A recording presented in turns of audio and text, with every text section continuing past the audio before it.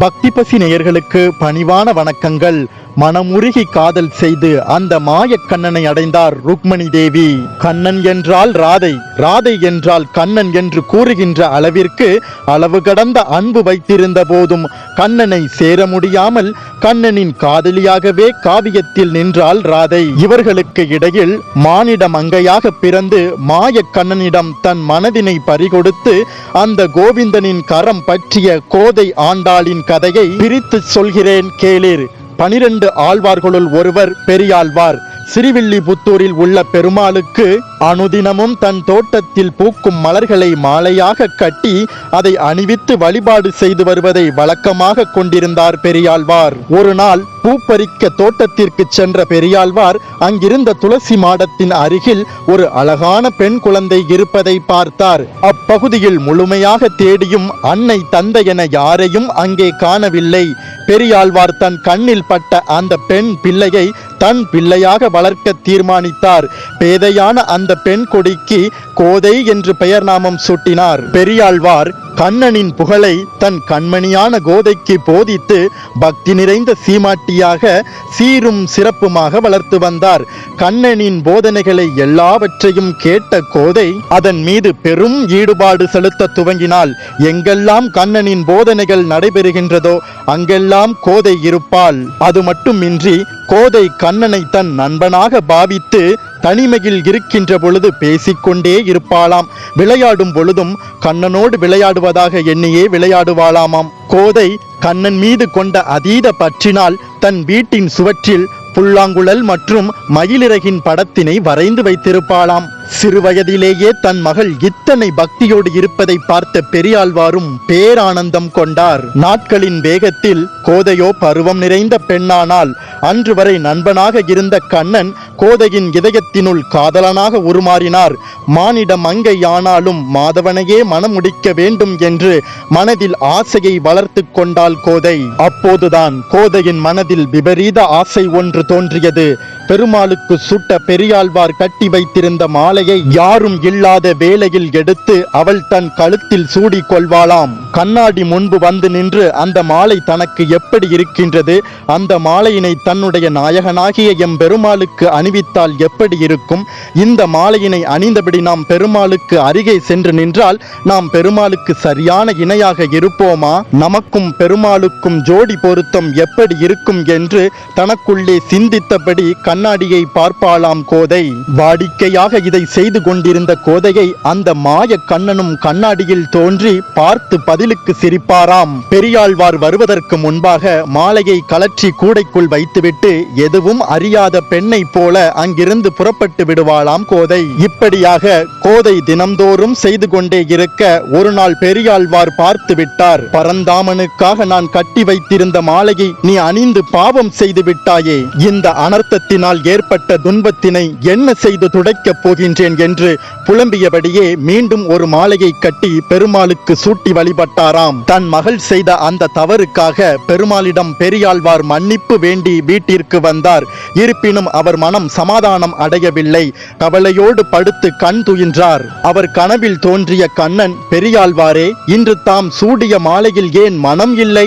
கோதை கழுத்தில் சூடிய மாலையே இந்த கோவிந்தனுக்கு ஏற்றதொரு மாலை. எனவே இனிமேல் கோதை சூடிய மாலையையே தாம் எனக்கு சூட்ட வேண்டும் என்று கூறி மறைந்தார்.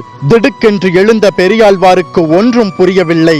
தன் மகள் இத்தனை பாக்கியம் பெற்றவளா என்று எண்ணி பெருமைப்பட்டார்.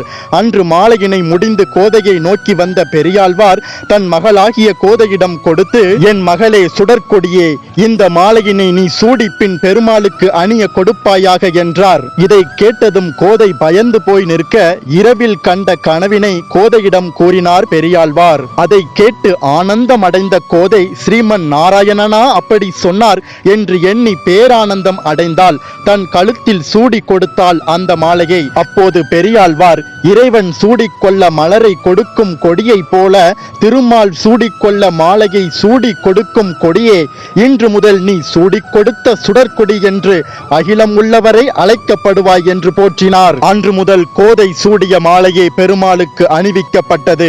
நாட்கள் உருண்டோட கோதையும் திருமண வயதொட்டிய பெண்ணாகினாள். தன் மகளுக்கு மணமுடித்து பார்க்க பெரியாழ்வாரின் மனம் ஏங்க பெரியாழ்வார் இதை கோதையிடம் சொல்ல கோதையின் இதயத்தில் இடி விழுந்தது போல இருந்தது.